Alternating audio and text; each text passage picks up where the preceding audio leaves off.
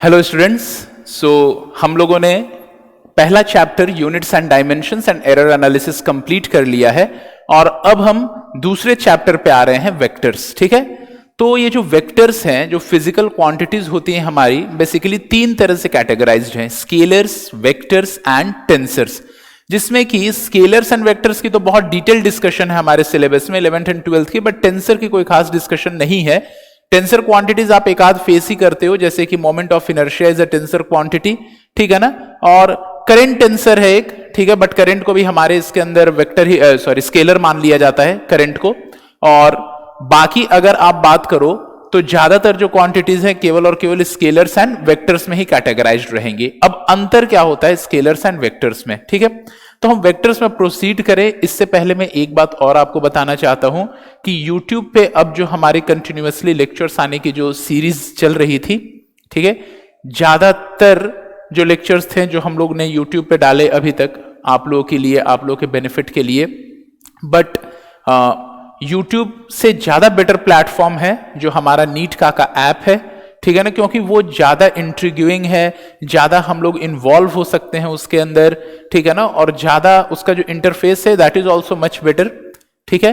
तो साइंस की स्टडी के लिए that is a much better platform हमारा जो नीट का ऐप है, जो हमारी जो स्टडीज चल रही हैं। तो अब से ये 2 या 3 लेक्चर्स के बाद यहाँ पे वेक्टर्स के हम लोग कंप्लीटली स्विच कर जाएंगे नीट का ऐप पे, ठीक है ना, या तो नीट का ऐप पर या तो सेल्सियस का हमारा जो ग्लासग्लो ऐप है, तो हमारे जो भी ऐप है सेल्सियस के उस पर स्विच करेंगे हम लोग, क्योंकि दे आर मच बेटर, ठीक है ना। यूट्यूब एक जनरल प्लेटफॉर्म है and there specific platform for this studies only, ठीक है ना, तो हम लोग उस पर स्विच करेंगे। यूट्यूब पे हम लोग आया करेंगे आपके डाउट्स को क्लियर करने के लिए आया करेंगे, या तो कोई एडवांस्ड कंसेप्ट या कंसेप्ट मैप बताने के लिए आया करेंगे, बट जो लेक्चर डिलीवरी होगी वो 2 या 3 लेक्चर के बाद कंप्लीटली स्विच हो जाएगी हमारे नीट का ऐप पे, ठीक है।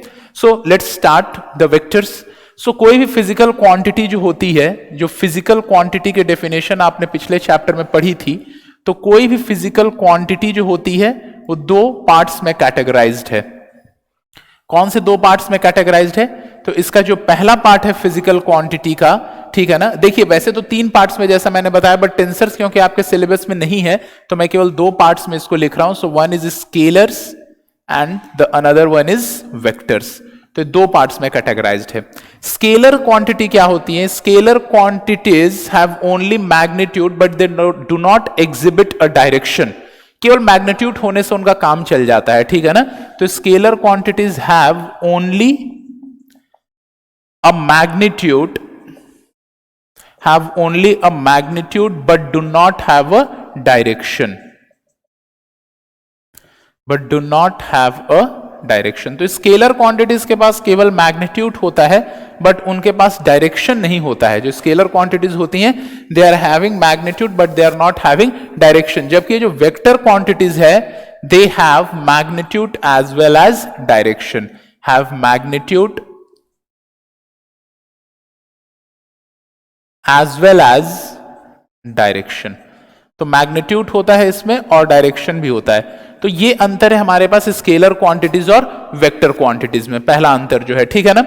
तो ध्यान देने वाली बात यहां पर यह है कि स्केलर क्वांटिटीज को आप सिंपली ऐड कर सकते हो, जैसे कि आज तक आप लोग एडिशन करते आए हो। जैसे कि फॉर एग्जांपल जब आपको रुपए पैसे जोड़ने होते थे, 5 रुपए प्लस 2 रुपए, तो कितना होगा? 7 रुपीज।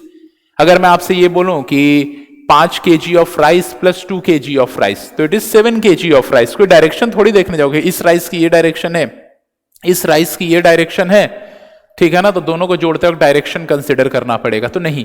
तो कुछ चीजें जो डायरेक्टली जोड़ी जा सकती हैं बिना उनके डायरेक्शनल एस्पेक्ट्स को कंसिडर किए, उनको हम लोग स्केलर क्वांटिटीज बोलते हैं। लेकिन कुछ चीजें बिना डायरेक्शनल एस्पेक्ट को कंसिडर किए नहीं जोड़ी जा सकती हैं। जैसे कि फॉर एग्जाम्पल मैं आपको बताऊं कि फोर्स की अगर हम बात करें, तो यहां पर मान लीजिए कि आपका एक दोस्त है, ठीक है ना, और उसको रस्सी से बांध करके और इधर से आप खींचने लगे, ठीक है ना, और इधर से ही एक और आपका दोस्त, मतलब 2 दोस्त मिलकर के यहीं पर खींचने लगे, यहां पे 2 लोग मिलकर के और उसको खींचने लगे, ठीक है ना। तो 2 लोग मिलकर के खींचने लगे, तो आपने मान लीजिए कि फोर्स लगा रखा है F1 और इसने फोर्स लगा रखा है F2। अब क्योंकि ये दोनों फोर्सेस जो हैं वो सेम डायरेक्शन में है तो इस पे ज्यादा फोर्स लगेगा, आपका जो दोस्त है इधर लुढ़क जाएगा ये, ठीक है ना। तो इस पे जो नेट फोर्स लगेगा एफ नेट की अगर मैं बात करूं तो उसकी वैल्यू कितनी हो जाएगी, F1 प्लस F2 हो जाएगी, ठीक है ना। तो आप देख सकते हो कि ऐसा हुआ यहां पे। लेकिन अब मैं कोई और एग्जांपल अगर ले लूं तो मान लीजिए कि आपका जो दोस्त है वो यहां पर है, ठीक है ना, और उस पे एक दोस्त ने तो फोर्स लगाया इधर से, ठीक है, और दूसरे दोस्त ने फोर्स लगा दिया इधर से। अब आप समझिएगा कि इसने फोर्स लगाया है F1 और इसने फोर्स लगाया है F2। अब आपके दोस्त पे टोटल फोर्स कितना लगेगा, तो इट इज जो बड़ा फोर्स होगा माइनस छोटा फोर्स, मान लीजिए F2 बड़ा है, तो अब आपके दोस्त पे जो नेट फोर्स लग रहा है F net it is equal to F2 minus F1, ठीक है ना। F नेट जो होता है वो क्या हो गया इसके अंदर, F2 माइनस F1 हो गया, क्योंकि मान लीजिए कि उसने आगे लगाया 20 न्यूटन का, इसने इधर लगाया 30 न्यूटन का, तो इस पे नेट फोर्स कितना लगा, तो 30 माइनस 20, ठीक है ना, यानी 10 न्यूटन इधर की ओर लगा है। जबकि इस केस में इसने लगाया 20 न्यूटन और इसने लगाया 30 न्यूटन, तो इस पे जो फोर्स लगा है सामने की ओर कितना लगा है फोर्स, तो सामने की ओर जो इस पे फोर्स लगा है वो 50 न्यूटन का फोर्स लगा है इसके ऊपर। तो ये बात क्लियर है आप लोगों को यहां पर कि जो फोर्सेज हैं वो डायरेक्टली आप बिना डायरेक्शन देखे नहीं ऐड कर सकते हो, ठीक है ना। तो फोर्सेस को ऐड या सब्ट्रैक्ट करने के लिए, फोर्सेस को बेसिकली ऐड करने के लिए वेक्टर में कोई सब्ट्रैक्शन नाम की चीज नहीं होती है, वो एडिशन ही होता है, उल्टा करके जोड़ देने को सब्ट्रैक्शन बोलते हैं। वो हम आगे पढ़ेंगे, अभी वो आ रहा है हमारे चैप्टर में।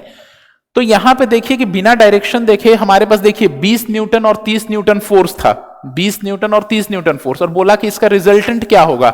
तो पहले आप बोलोगे भाई डायरेक्शन बताओ, तो दोनों सेम डायरेक्शन में है या उल्टे डायरेक्शन में है या 90 डिग्रीज पर है, ठीक है ना। तो 90 डिग्रीज पर होते हैं तो कोई और आता, वो under root of F1 square plus F2 square फिर रिजल्टेंट आता, वो हम अभी देखेंगे कि ऐसा क्यों आता। तो आप पूछोगे फिर जब भी अगर आपसे कोई बोले कि दो फोर्सेज हैं और इसका हमें क्या बताना है, रिजल्टेंट बताना है, दो फोर्सेज हैं और इनका हमें रिजल्टेंट बताना है, तो आप बोलिएगा पहले एंगल बताओ दोनों के बीच में कितना है, दोनों के बीच में 180 का एंगल है या 0 डिग्रीज का एंगल है, 0 तब तो डायरेक्टली जुड़ जाएंगे, 180 का एंगल हुआ तो सब्ट्रैक्ट हो जाएंगे। तो यानी कि ऐसी क्वांटिटीज होती हैं जिनका ऑपरेशन बिना डायरेक्शन को कंसीडर किए संभव नहीं है। अगर कोई आपसे दे दे कि 5 केजी राइस और 2 केजी राइस जोड़ो, तो डायरेक्शन पूछने जाओगे क्या कि एक राइस की क्या डायरेक्शन है, दूसरे राइस की क्या डायरेक्शन है, नहीं, आप डायरेक्टली जोड़ दोगे। तो ऐसी क्वांटिटीज जिनका ऑपरेशन बिना डायरेक्शनल एस्पेक्ट्स को कंसीडर किए हुए संभव है, वैसी क्वांटिटीज स्केलर क्वांटिटीज कहलाती हैं।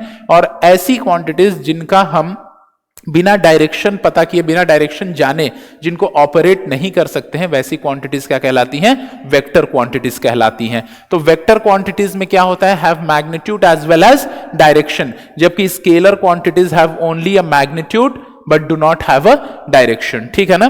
तो इसमें हम लोग इसका नेक्स्ट स्टेटमेंट लिख सकते हैं कि scalars do not follow the law of vector addition, do not follow the law of vector addition, ठीक है ना। तो स्केलर क्वांटिटीज जो होती है वेक्टर एडिशन के लॉ को फॉलो नहीं करती हैं, ठीक है ना। But vector quantities follow the law of vector addition, follow the law of vector addition. तो ये हमें ध्यान देना है यहां पे, ठीक है।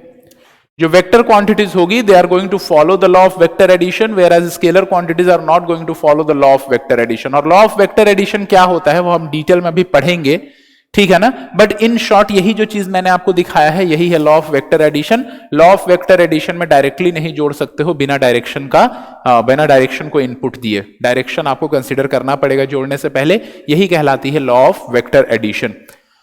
कुछ ऐसी चीजें होती हैं जिनमें डायरेक्शन नहीं हो, जिनमें डायरेक्शन होता है बट वो लॉ ऑफ वेक्टर एडिशन को फॉलो नहीं करती हैं और इसलिए उसको स्केलर बोला जाता है, आपके लेवल पे उसको स्केलर बोला जाएगा, ठीक है ना। जैसे कि फॉर एग्जांपल अगर हम करंट की बात करें तो बच्चों आपने क्लास 10th में पढ़ा होगा कि मान लीजिए यहां पे 5 एम्पियर्स करंट है और यहां पे 2 एम्पियर्स करंट है, ठीक है ना।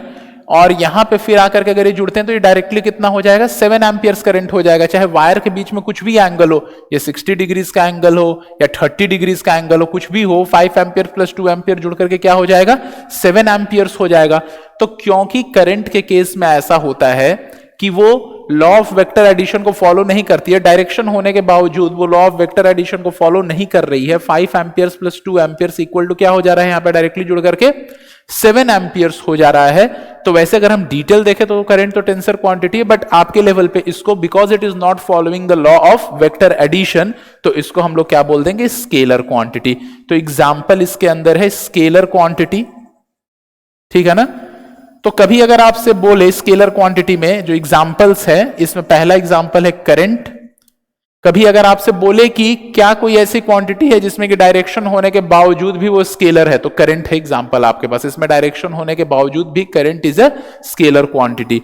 Then mass is a scalar quantity, distance is a scalar quantity, जो डिस्टेंस कवर्ड होती है वो स्केलर है। हाउ डिस्प्लेसमेंट वेक्टर क्वांटिटी है बट डिस्टेंस कवर्ड जो है वो स्केलर क्वांटिटी है। तो करंट स्केलर क्वांटिटी है, मास स्केलर क्वांटिटी है, डिस्टेंस कवर्ड स्केलर क्वांटिटी, ऐसे बहुत सारी स्केलर क्वांटिटीज है आपके पास, ठीक है ना। जैसे इलेक्ट्रिक फ्लक्स वगैरह हो गया, बट वो सब नाम अभी आपने नहीं सुना है तो इसलिए उसको हम लोग इंट्रोड्यूस नहीं कर रहे हैं। Pressure is a scalar quantity, pressure हमारी स्केलर क्वांटिटी है, ठीक है। अब अगर हम वेक्टर्स में आए, ठीक है, तो वेक्टर क्वांटिटीज के जो एग्जांपल्स हैं, तो इसका एग्जांपल हो गया फोर्स, पहला एग्जांपल देखा ही आपने। दूसरा एग्जांपल हो गया वेलोसिटी। ध्यान रखना कि वेलोसिटी वेक्टर है लेकिन स्पीड जो है वो स्केलर क्वांटिटी है। Speed is a scalar quantity and velocity is a vector quantity, ठीक है ना। Displacement, displacement is a vector quantity, ठीक है ना। मोमेंटम, जो मोमेंटम होती है वो वेक्टर क्वांटिटी है, डिस्प्लेसमेंट वेक्टर है, मोमेंटम वेक्टर है। तो ये सारी जो है ये हमारी क्या है, वेक्टर क्वांटिटीज है। तो इन सबको ध्यान रखना। और भी बहुत सारी वेक्टर क्वांटिटीज आएंगी, टॉर्क वेक्टर क्वांटिटी हो जाएगा, ठीक है ना, एंगुलर वेलोसिटी वेक्टर होगी, बहुत सारी वेक्टर्स हैं। बट अभी आपके लिए बस ये ध्यान रखना है कि कुछ ऐसी क्वांटिटीज होती हैं जिनको बिना हम डायरेक्शनल एस्पेक्ट्स को कंसीडर किए जोड़ सकते हैं, उसको स्केलर क्वांटिटी बोलते हैं। और ऐसी क्वांटिटीज जिसमें डायरेक्शनल एस्पेक्ट्स को कंसीडर करना पड़ता है जोड़ने के लिए, उसको हम लोग क्या बोलते हैं, वेक्टर क्वांटिटीज बोलते हैं। ओके, तो अब हम लोग, क्योंकि इस चैप्टर में स्केलर की स्टडी तो करनी नहीं है, स्केलर की आज सच कोई स्टडी होती भी नहीं है, ठीक है ना, वो डायरेक्टली जुड़ जाता है। तो हमें स्केलर की स्टडी नहीं करनी है इस चैप्टर में। अब हम लोग वेक्टर्स की स्टडी करेंगे, ठीक है। तो पहली बात कि वेक्टर का रिप्रेजेंटेशन कैसे होता है, ठीक है ना। तो कोई भी वेक्टर क्वांटिटी है, तीन तरह से रिप्रेजेंट की जा सकती है। मान लीजिए कोई वेक्टर क्वांटिटी ए है, तो एक तो उसको रिप्रेजेंट करने का तरीका है कि उसको बोल्ड लेटर में लिखो, ठीक है ना, बिल्कुल बोल्ड करके लिखो, तो ये हमारी वेक्टर क्वांटिटी होगी, ठीक है। तो कई स्टैंडर्ड टेक्स्ट बुक्स जो हैं, जैसे कि आप फॉरेन टेक्स्ट बुक वगैरह को देखोगे तो इसी को यूज करती है, बोल्ड नोटेशन को। या तो फिर इटैलिक करके लिखना पड़ता है, थोड़ा टेढ़ा करके उसको लिखना पड़ता है, और या तो फिर उसके ऊपर एरो लगाना पड़ता है। अब जब हैंड रिटन नोट्स हम लोग लिखते हैं तो ये दोनों जो मेथड्स हैं ये हमारे लिए सूटेबल नहीं होते हैं। क्यों नहीं होते हैं सूटेबल? क्योंकि बोल्ड करने में तो टाइम बहुत वेस्ट हो जाएगा हमारा, ठीक है ना, बार बार लिख करके बोल्ड करो। और टेढ़ा लिखना इसलिए भी सूटेबल नहीं होता कि कई लोगों की हैंड राइटिंग पहले से ही टेढ़ी होती है, अब पहले से ही टेढ़ी है, उसमें टेढ़ा लिखोगे तो पता ही नहीं चलेगा कि आपने स्केलर लिखा है या वेक्टर लिखा है, ठीक है ना। तो हमारा जो मोस्ट यूज्ड फॉर्मेट होता है वो लेटर लिख करके और उसके ऊपर हम लोग एरो यूज कर देंगे।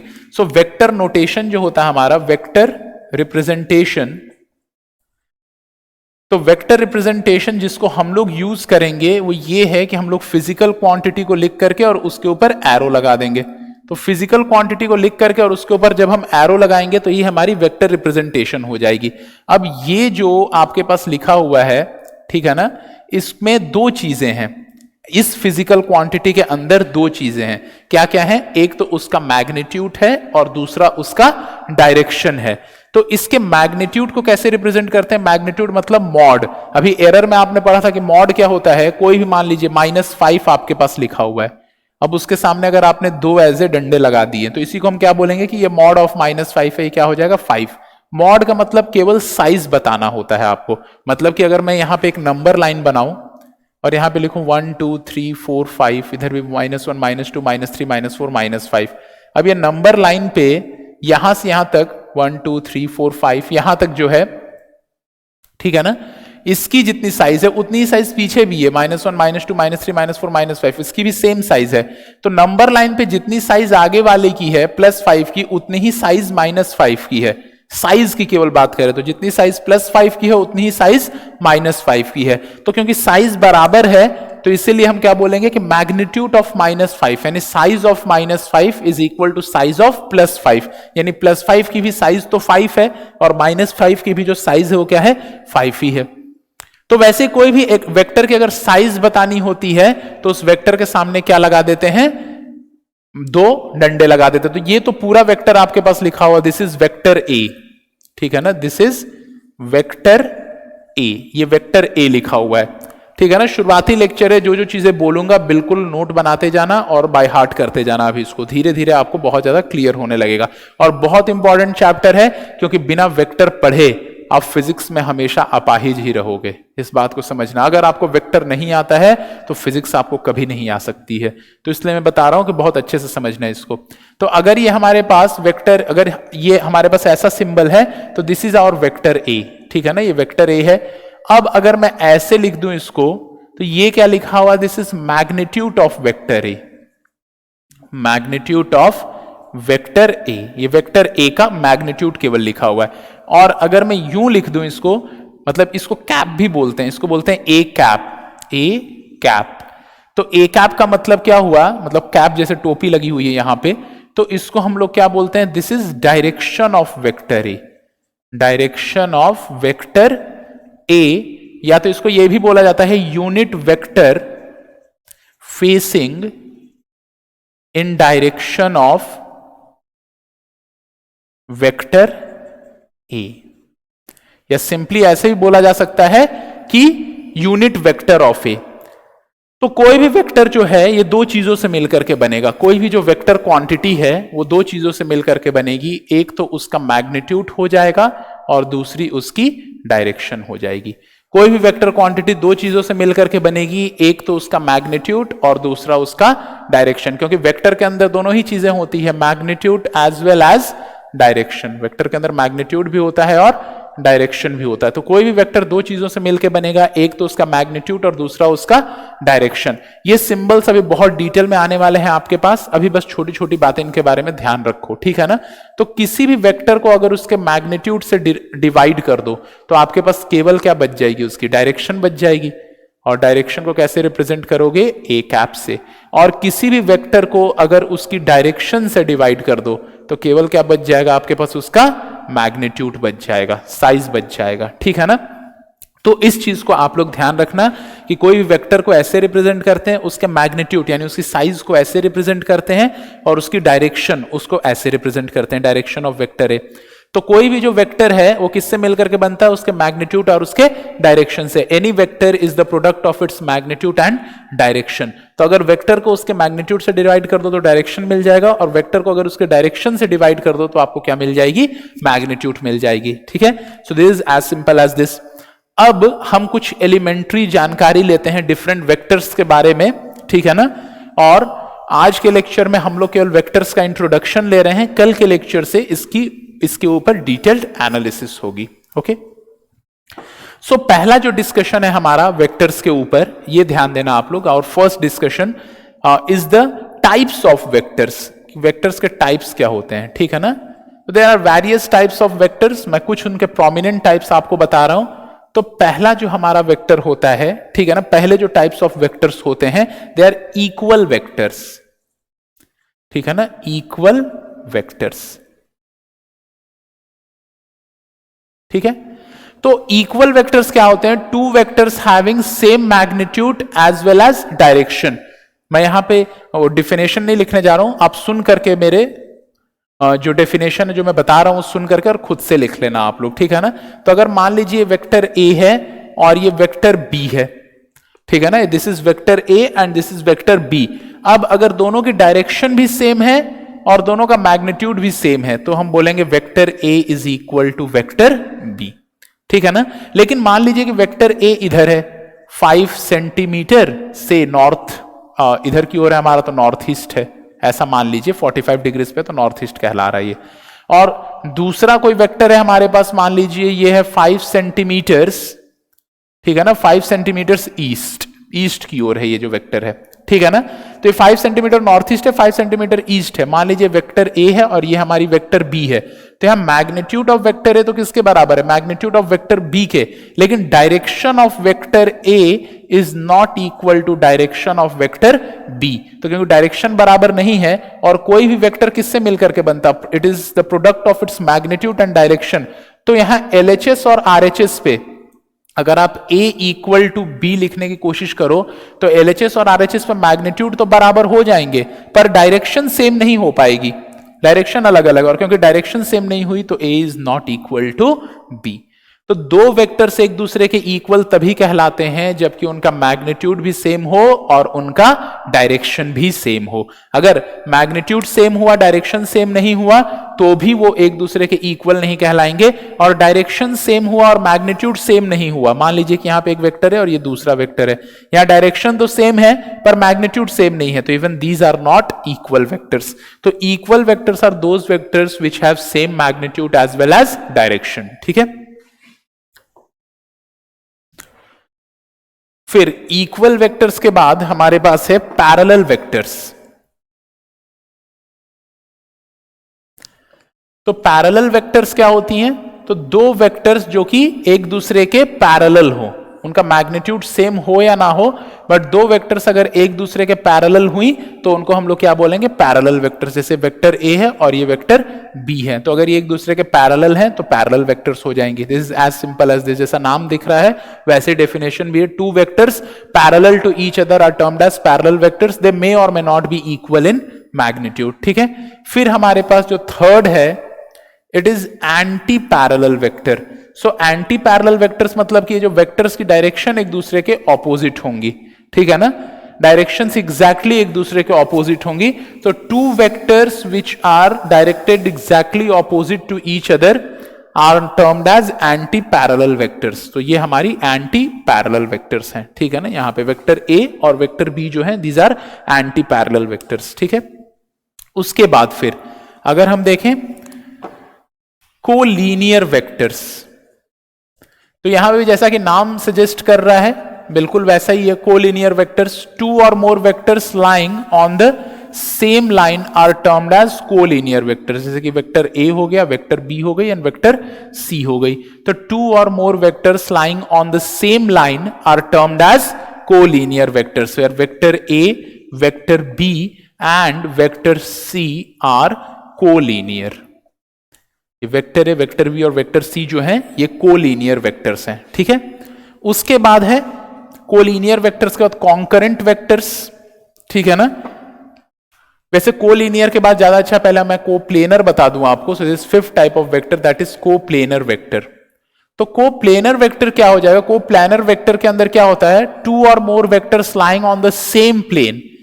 तो जैसे कि ये सेम प्लेन पे अगर आप वेक्टर्स देखोगे, ये वेक्टर ए हो गई, ये वेक्टर बी है, ये वेक्टर सी है, वेक्टर डी है, ये सारे के सारे वेक्टर्स जो हैं ये सेम प्लेन में है। सेम प्लेन में होने का मतलब क्या है, सारे के सारे वेक्टर्स व्हाइट बोर्ड पे ही है।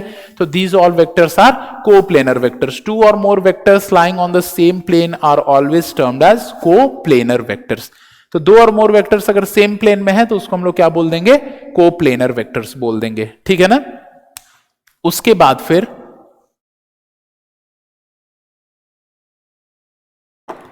नेक्स्ट जो हमारा वेक्टर है इट इज कॉन्करेंट वेक्टर। ठीक है ना, ज्यादा अच्छा टर्म इसके लिए हम ऐसा बोल सकते हैं कि कोइनिशियल वेक्टर्स, कोइनिशियल वेक्टर्स। तो कोइनिशियल वेक्टर्स जो होते हैं, two or more vectors arising from the same point are termed as coinitial vectors. ठीक है ना, मान लीजिए वेक्टर ए है, वेक्टर बी है, वेक्टर सी है, वेक्टर डी है, तो A B C and D are coinitial. Vector A, vector B, vector C and vector D are coinitial vectors.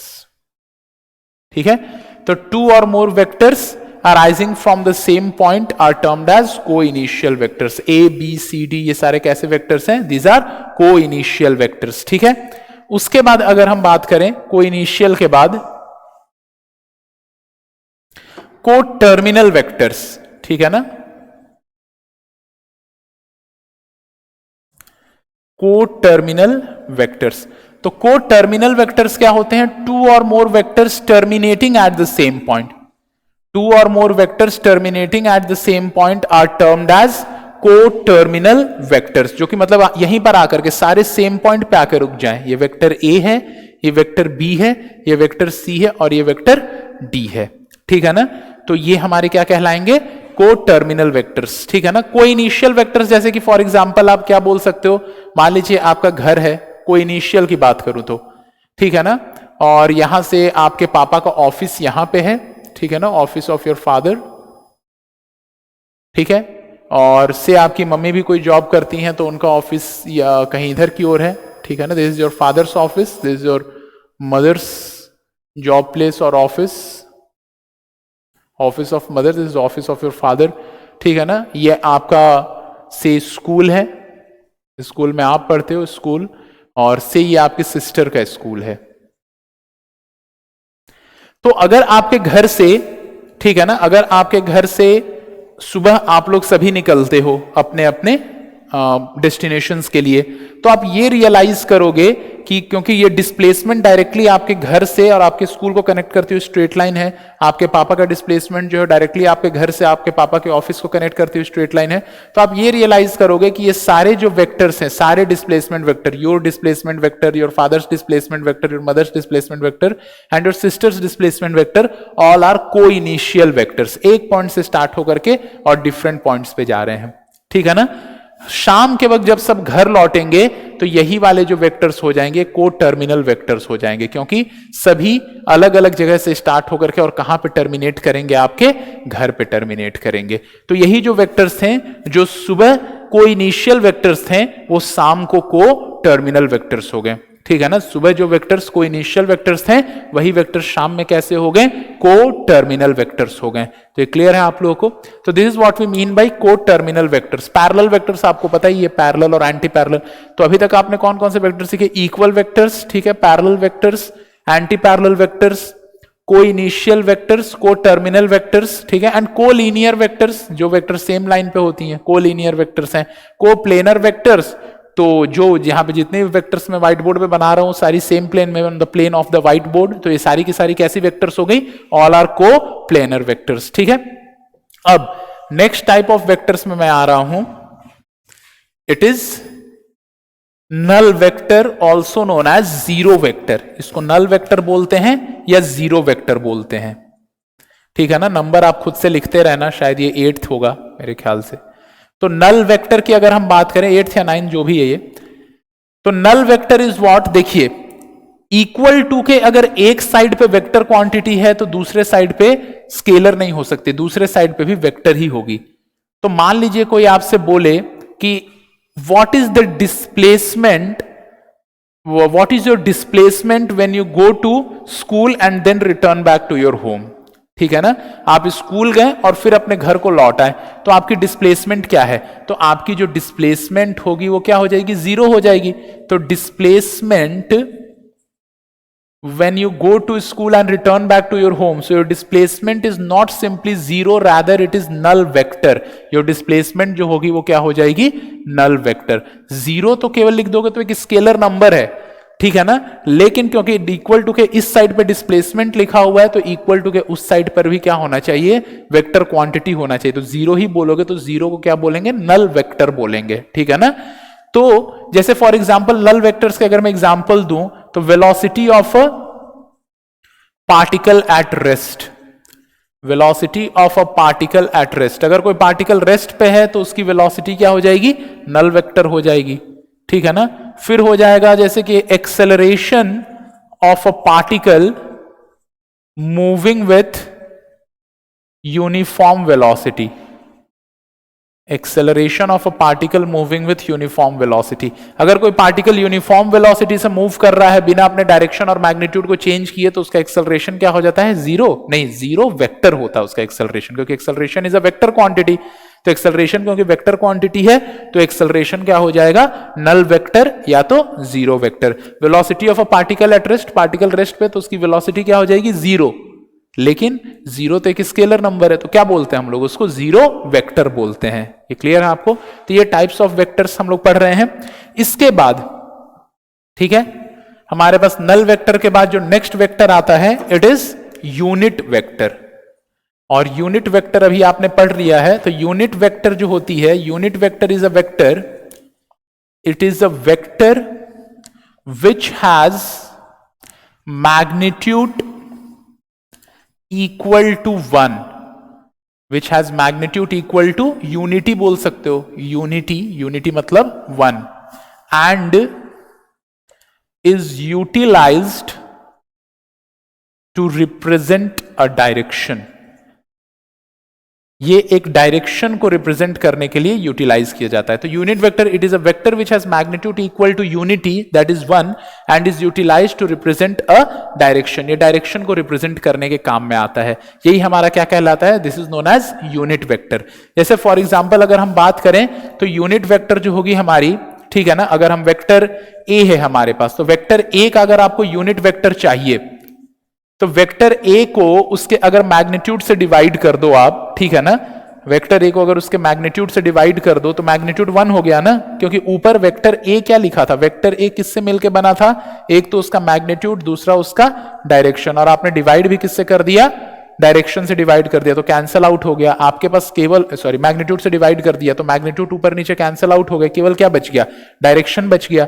यही डायरेक्शन ए कैप हमारा unit vector कहलाता है। जैसे कि फॉर एग्जांपल किसी गाड़ी की वेलोसिटी है 20 metre per second towards north, ठीक है ना, तो 20 मीटर पर सेकेंड जो है वो तो वेलोसिटी की क्या है, 20 metre per second is the magnitude of velocity, magnitude of velocity, तो मैग्नीट्यूड ऑफ वेलोसिटी 20 मीटर्स पर सेकेंड है, एंड टुवर्ड्स नॉर्थ इसकी क्या है, डायरेक्शन है, ठीक है ना, टुवर्ड्स नॉर्थ इसकी डायरेक्शन है। तो ये तो कंप्लीट वेलोसिटी लिखी हुई है। अब इस वेलोसिटी को अगर इसके मैग्नीट्यूड से आप डिवाइड कर दो, दैट इज किससे डिवाइड कर दो, 20 मीटर पर सेकेंड से डिवाइड कर दो आप, ठीक है ना, तो 20 मीटर पर सेकेंड से अगर आपने इसको डिवाइड कर दिया तो ये तो कैंसल आउट हो गया, केवल आपके पास क्या बच गई, डायरेक्शन बच गई इसकी टुवर्ड्स नॉर्थ। ये क्लियर है आपको, तो मैग्नीट्यूड 20 हटा दोगे तो that is 1 metre per second या 1 टुवर्ड्स नॉर्थ, ये जो आपका डायरेक्शन आ रहा है यही इसकी क्या हो जाएगी, यूनिट वेक्टर। तो unit vector is facing towards north, ठीक है ना।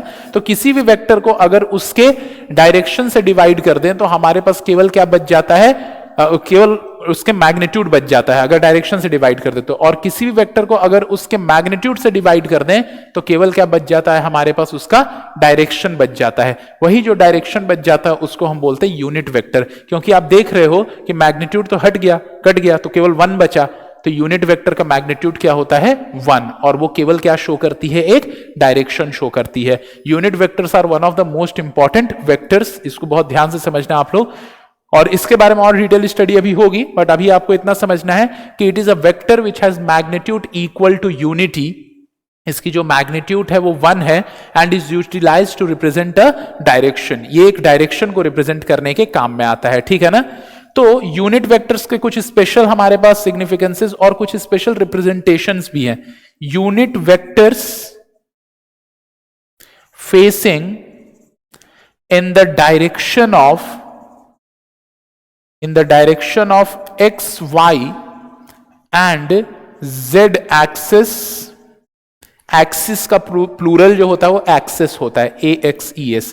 तो unit vectors facing in the direction of x, y and z axis are termed as I cap, J cap and K cap respectively, ठीक है। तो जो unit vectors face करते हैं डायरेक्शन x, y और z में, ठीक है ना, x एक्सिस की तरफ जो यूनिट वेक्टर फेस करता है उसको हम आई कैप बोलते हैं, y एक्सिस की ओर जो यूनिट वेक्टर फेस करता है उसको j कैप बोलते हैं, और z एक्सिस की तरफ जो यूनिट वेक्टर फेस करता है उसको हम लोग क्या बोलते हैं, k कैप बोलते हैं। तो इस बात को ध्यान रखना कि unit vectors facing in the direction of x, y and z axis are termed as i cap, j cap and k cap respectively. तो ये बहुत इंपॉर्टेंट है, आपको ध्यान रखना, ठीक है। तो जैसे कि फॉर एग्जांपल आप एक्स एक्सिस की ओर जा रहे हो, आपकी स्पीड जो है, your instantaneous speed is instantaneous speed, जिसको सिंपली स्पीड भी बोल सकते हो आप लोग। तो your speed is 5 metre per second, ठीक है ना, towards positive x axis, towards positive x axis, ठीक है। What is your instantaneous velocity, आपकी इंस्टैंटेनियस वेलोसिटी क्या है, ठीक है।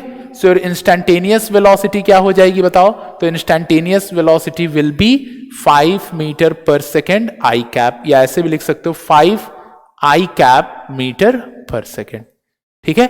5 आई कैप मतलब कि आई कैप लगते ही जो आपकी स्पीड में केवल मैग्नीट्यूड थी, ठीक है ना, your instantaneous speed is 5 metre per second, उसने केवल स्पीड बोला 5 मीटर पर सेकेंड है, ठीक है ना। और ये आगे वाली चीज अलग से बताया उसने, स्पीड के अंदर जोड़ करके नहीं बताया, क्योंकि स्पीड के साथ ही बोल देता टुवर्ड्स पॉजिटिव एक्स एक्सिस, तब तो वो ऑटोमेटिकली वेलोसिटी हो जाती। तो केवल इंस्टैंटेनियस स्पीड बोला 5 मीटर पर सेकेंड, और बोला कि आप चल रहे हो पॉजिटिव एक्स एक्सिस की ओर, अगर तो अपनी वेलोसिटी को कैसे रिप्रेजेंट करोगे, तो आप क्या बोल दोगे, 5 आई कैप बोल दोगे आप, ठीक है ना। तो इस बात को आपको ध्यान रखना है। तो your instantaneous speed is 5 metre per second towards X axis, what is your instantaneous velocity, तो it is 5 I cap metre per second. अब इसके बारे में बहुत डिटेल डिस्कशन होगा जब हम कार्टेशियन कोऑर्डिनेट्स ऑफ वेक्टर्स पढ़ेंगे, वहां पर चल करके। अभी फिलहाल हमें इतना ही जानना है यूनिट वेक्टर्स के बारे में, ठीक है ना। नेक्स्ट जो हमारा वेक्टर है वो है रिजल्टेंट वेक्टर, ठीक है। तो अब रिजल्टेंट वेक्टर क्या होता है, रिजल्टेंट वेक्टर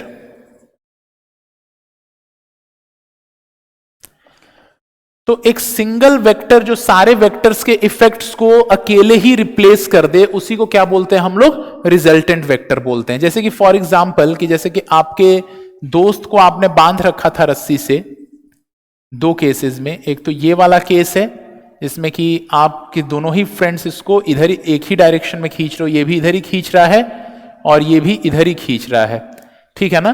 तो ये लगा रहा था इधर 30 न्यूटन का फोर्स, जैसे 20 का, और ये 20 न्यूटन का लगा रहा है, ये 30 का और ये 20 का। अब हम ऐसा बोल सकते हैं कि ये दो अलग अलग फोर्सेस नहीं है, एक ही कोई बड़ा इंसान आ गया, ठीक है ना, कोई आपका ज्यादा पहलवान दोस्त आ गया और उसने अकेले ही कितने न्यूटन का फोर्स लगा दिया सामने, 50 न्यूटन का। ये क्लियर है ना, अकेले ही कितने का लगाया, 50 न्यूटन का फोर्स लगा दिया सामने के डायरेक्शन में। आप दोनों मिल करके 30 और 20 न्यूटन का लगा रहे थे, आपका भी रिजल्टेंट फोर्स कितना था, एफ रिजल्टेंट, मतलब आप दोनों मिल करके कितना इफेक्ट प्रोड्यूस कर पा रहे थे, 50 न्यूटन टुवर्ड्स ईस्ट का, ये मान लो डायरेक्शन ईस्ट है, तो 50 न्यूटन टुवर्ड्स ईस्ट, या ज्यादा अच्छा भी आपने सीखा है तो आई कैप बोल देता हूं, एक्स एक्सिस की ओर है, तो 50 आई कैप न्यूटन, 50 आई कैप न्यूटन्स का फोर्स आप दोनों मिलकर के लगा रहे थे, ठीक है ना।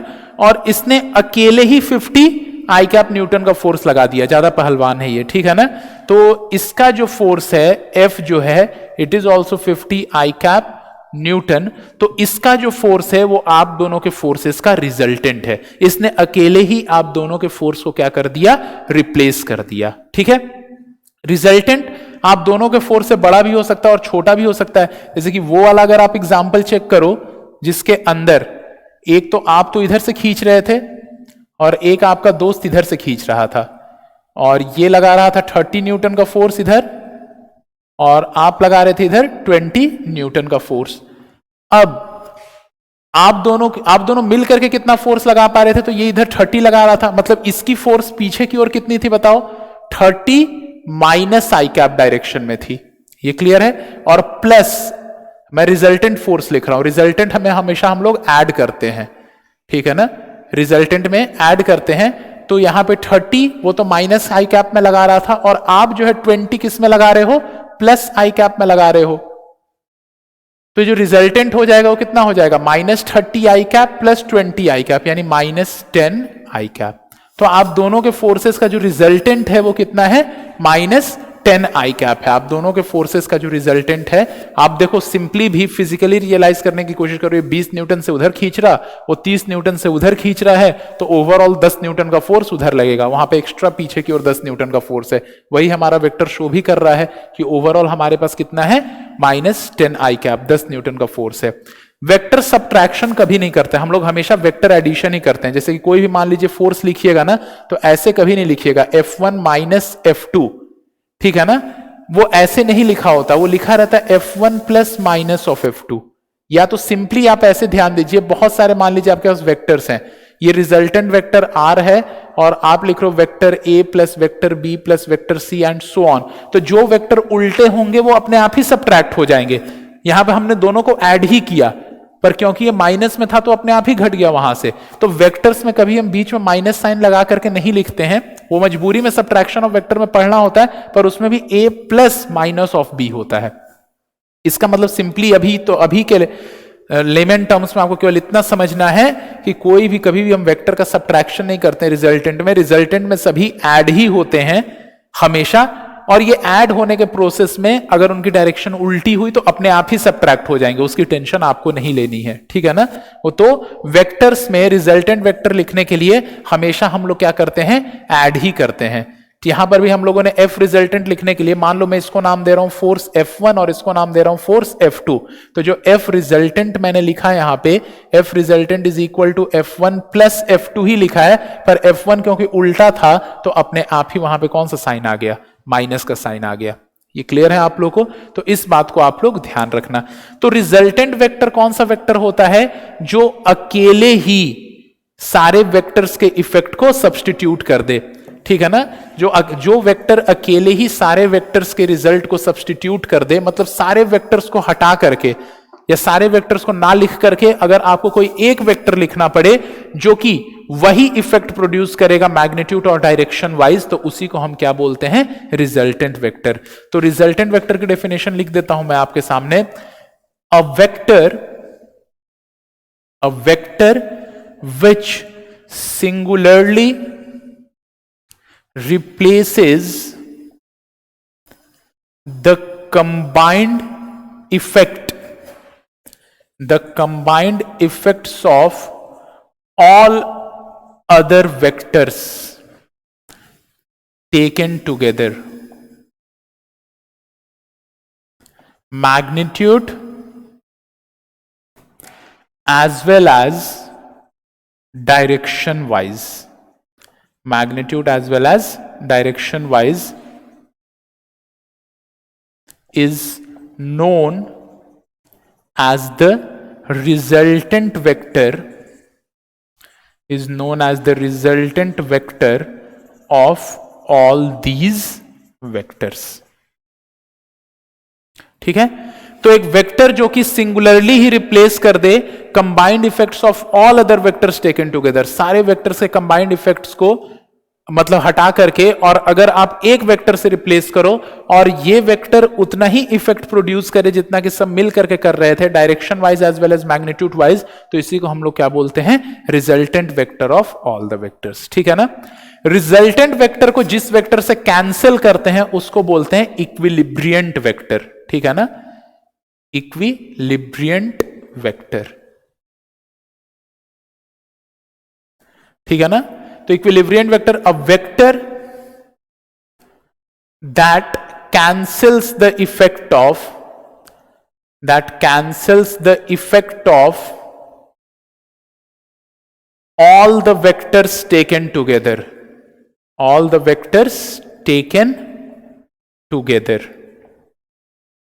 ठीक है ना, that is cancels the effect of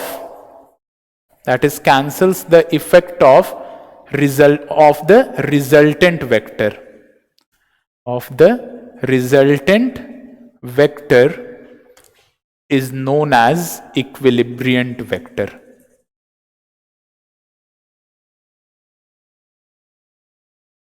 ठीक है ना।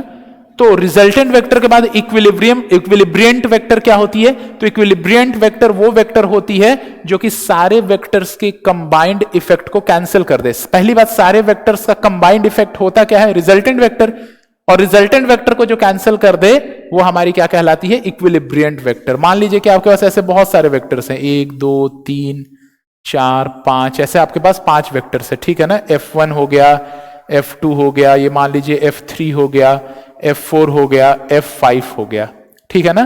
तो इन सभी का मान लीजिए रिजल्टेंट वेक्टर ये है, इन सभी फोर्सेस को जोड़ करके ये बड़ा सा रिजल्टेंट वेक्टर आया हमारा F रिजल्टेंट। तो F रिजल्टेंट को आप लोग कैसे लिखोगे, ये जो F रिजल्टेंट आया है, F resultant is equal to क्या लिखोगे, F1 plus F2 plus F3 plus F4 plus F5। ये तो हमने एफ रिजल्टेंट लिखा है। अब अगर एफ रिजल्टेंट को कैंसिल करना है तो उतना ही बड़ा उल्टे डायरेक्शन में क्या होना चाहिए, एक और वेक्टर। तो दिस इज आवर एफ इक्विलिब्रियंट।